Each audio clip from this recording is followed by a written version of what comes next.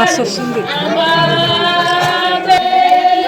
మా బంజారా ట్రెడిషన్‌లో పెళ్లి కూతుర్ని ఎలా చేస్తారు అన్నది ఈ వీడియోలో షేర్ చేసుకుంటాను. చాలా ఎమోషనల్‌గా ఉంటుంది అండ్ చాలా ఇన్ఫర్మేషన్ కూడా ఇస్తాను ఈ వీడియోలో. లైక్ మా బంజారాస్ ఈ మిర్రర్ వర్క్ డ్రెస్ ఎందుకేసుకుంటారు? పెళ్లి కూతుర్ని ఎలా చేస్తారు? ఎన్ని డేస్ ముందు నుండి చేస్తారు? ఇట్లాంటి ఇన్ఫర్మేషన్ అంతా ఈ వీడియోలో షేర్ చేసుకుంటాను. చాలా అంటే చాలా ఇంట్రెస్టింగ్‌గా ఉంటుంది. So don't miss to watch full video. అప్పటి కాలంలో అయితే ప్రతి ఒక్కరు ఈ మిర్రర్ వర్క్ డ్రెస్ ఏసుకొనే ఉండేవాళ్ళన్నమాట. బట్ జనరేషన్ మారుతున్న కొద్దీ చేంజ్ అయిపోయింది. శారీస్‌కి వచ్చేసారు. బట్ ట్రెడిషన్‌ని మర్చిపోవద్దు కదా! అందుకని చెప్పి ఇప్పుడు ఏం చేస్తున్నామంటే పెళ్లి కూతుర్ని చేసేటప్పుడు ఒకసారి బంజారా డ్రెస్ వేసి పెళ్లి కూతుర్ని చేస్తున్నాము. మా కోడలు పెళ్లి కూడా ఉందన్నమాట. అందుకని చెప్పి మా కోడల్ని పెళ్లి కూతుర్ని చేసే ముందు మేము బంజారా డ్రెస్ వేయిస్తున్నాము. బంజారా డ్రెస్ కి ఎంత ఇంపార్టెన్స్ ఉందో హెయిర్ కి కూడా అంతే. చూసినంత ఈజీగా లేదు అసలు. చాలా కష్టంగా ఉంటది. లైక్ ఫస్ట్ 3 పాయలు తీసారనమాట. 3 జుట్లు వేస్తున్నారు. ఇలాంటి హెయిర్ స్టైల్ ఎందుకు వేసుకునే వాళ్ళంటే అప్పుడు వాళ్ళు డైలీ హెయిర్ కోమ్ చేసుకునే వాళ్ళు కాదంట. ఒక 3 డేస్ కి 4 డేస్ కి లైక్ హెడ్ బాత్ చేసినప్పుడే ఇప్పేవాళ్ళంట.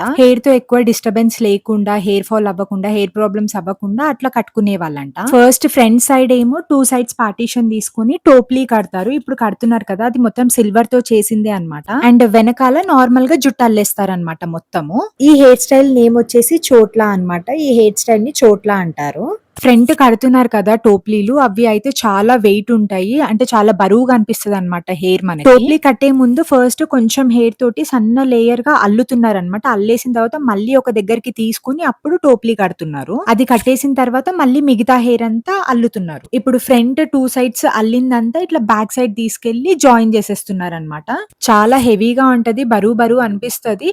బట్ ఎందుకు ఇట్లాంటి హెయిర్ స్టైలే చూస్ చేసుకున్నారు? ఎందుకు 3-4 డేస్ కి ఒక్కసారి వీళ్ళు జుట్టు అల్లుకునే వాళ్ళు, ఎందుకు వీళ్ళకి హెయిర్ డిస్టర్బెన్స్ అవ్వకుండా చూసుకునే వాళ్ళు అన్నది కూడా నేను ముందు ముందు షేర్ చేసుకుంటాను. So don't miss to watch full video. ఇప్పటి జనరేషన్ లో అయితే బంజారా డ్రెస్ కనిపించడం చాలా తక్కువ అయ్యింది.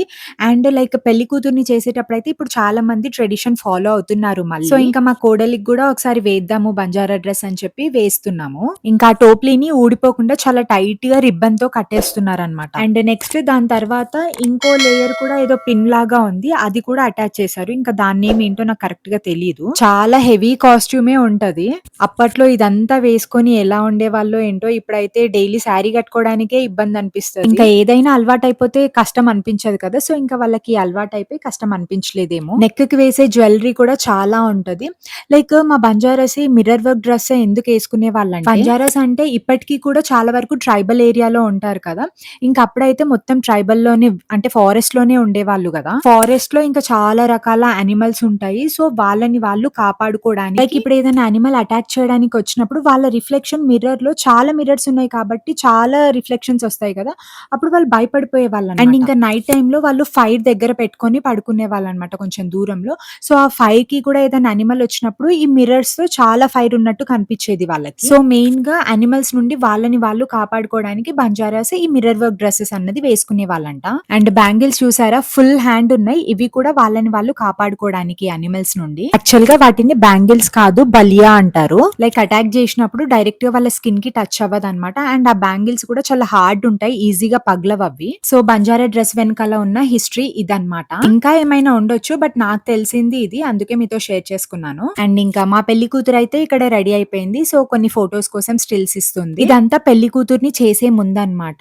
ఇంకా మేము కాళ్ళకి గజ్జలు కూడా కట్టామన్నమాట. అప్పట్లో అయితే పెళ్లికి ఒక 1 మంత్ ముందే కాళ్ళకి గజ్జలు కట్టేవాళ్ళు. 5 లేయర్స్ గజ్జలు అన్నమాట.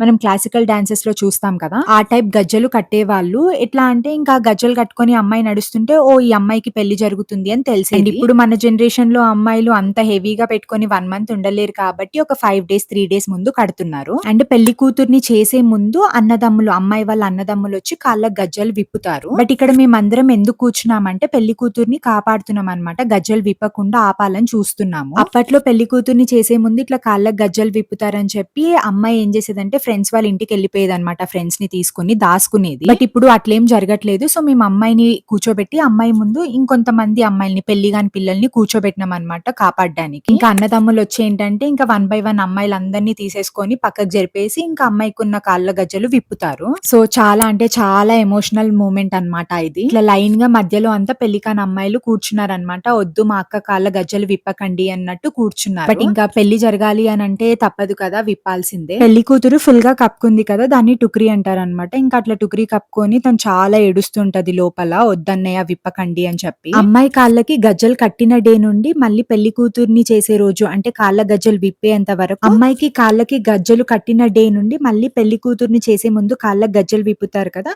ఆ డే వరకు ప్రతి రోజు పెళ్లి పందిరి కింద అమ్మాయిని కూర్చోబెట్టి పెద్దవాళ్ళందరూ ఇట్లా చుట్టూ కూర్చొని డావ్లో నేర్పిస్తారనమాట. డావ్లో అంటే ఒక సాంగ్ రూపంలో ఏడవడము. సాంగ్ అంటే సాంగ్ కాదు, లైక్ ఎట్లా అంటే వాళ్ళు చిన్నప్పటి నుంచి ఎట్లా ఎట్లా పెరిగిర్రు, మమ్మీ డాడీ వాళ్ళ బాధలు అవన్నీ చెప్పుకుంటూ మాటల రూపంలో పాటల రూపంలో చెప్పుకుంటూ ఏడుస్తారు. సో నాకు తెలిసిన ఇన్ఫర్మేషన్, నేను తెలుసుకున్న ఇన్ఫర్మేషన్ మాత్రమే మీతో షేర్ చేసుకుంటున్నాను. ఏమైనా తప్పులు ఉంటే ఐఎమ్ సో సారీ. ఏమైనా తప్పు చెప్పినా ఇంకేమైనా ఎక్స్ట్రా ఇన్ఫర్మేషన్ ఉన్నా నా కమెంట్ సెక్షన్ లో షేర్ చేసుకోండి, నేను తెలుసుకుంటాను. సో ఇంకా వీడియోలో చూస్తున్నారు కదా, అమ్మాయి వాళ్ళ బ్రదర్స్ వచ్చి ఒక్కొక్క అమ్మాయిని జరుపుతున్నారు. ఇంకా ప్రాసెస్ స్టార్ట్ అయ్యేసరికి ఇంకా పెళ్లి కూతురు అయితే చాలా ఏడ్చేసింది.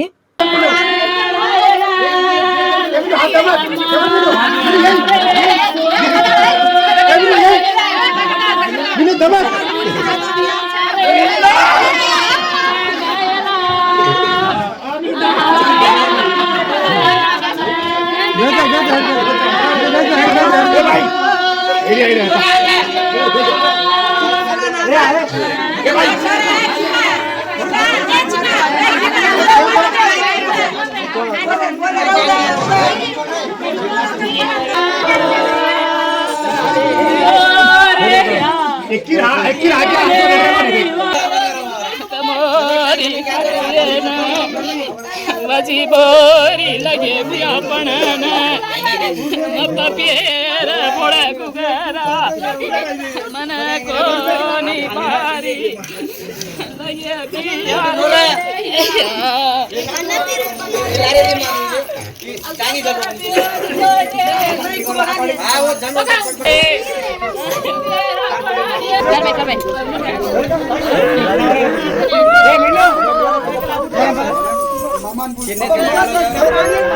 दे रहा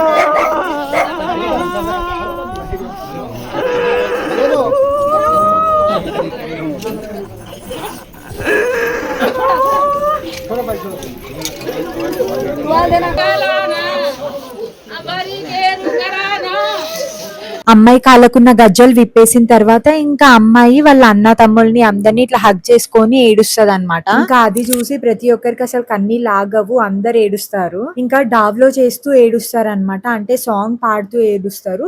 ఆ సాంగ్ కూడా ఏంటంటే లైక్ ఎట్లా పెంచినాం అమ్మాయిని, ఎట్లా ఎన్ని కష్టాలు పడ్డాము అవన్నీ చెప్తూ ఏడుస్తారు. అసలు చాలా బాధ అనిపిస్తుంది అవన్నీ వింటుంటే. నార్మల్ గా ఏడుస్తే ఇంకా అంత ఏడుపు రాదు, కానీ లైక్ అంత షేర్ చేసుకుంటే అంత చెప్తూ ఉంటే అసలు చాలా బాధ అనిపిస్తుంది. సో ఇంకా అన్నదమ్ముల్ని హగ్ చేసుకుని ఏడ్చిన తర్వాత లైక్ పెద్దవాళ్ళందరి దగ్గర కూడా వెళ్తుంది. సో మా బంజారా సాంప్రదాయంలో ఇట్లా పెళ్లి కూతుర్ని చేసే ముందు అమ్మాయి కాళ్ళ గజ్జలు కట్టి ఇట్లా అన్నదమ్ములు వచ్చి విప్పుతారు. ఈ ప్రాసెస్ అయిపోయిన తర్వాతనే నెక్స్ట్ పెళ్లి కూతుర్ని చేస్తామన్నమాట. సో ఇంకా ఈ వీడియో ఇంట్రెస్టింగ్ అండ్ ఇన్ఫర్మేటివ్ గానే ఉంది అని కోరుకుంటున్నాను. వీడియో కనుక నచ్చితే please do like, share and subscribe to my channel. Thank you for watching. Take care, by.